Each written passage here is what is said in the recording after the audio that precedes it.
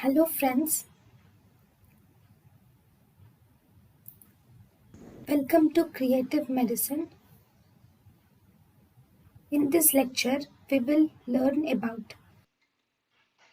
Blood supply of fallopian tube is medial two-third by the branches of uterine cavity and lateral one-third by the branches of ovarian artery.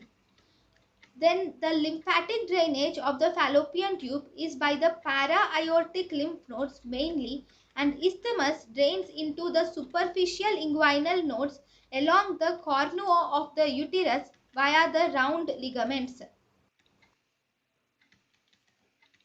So the whole of the fallopian tube drains into the para-aortic lymph nodes except the isthmus part, which drains into the superficial inguinal lymph nodes. Whereas in the blood supply, medial two-third is supplied by uterine artery and lateral one-third is supplied by ovarian artery. thank you and thank you for watching.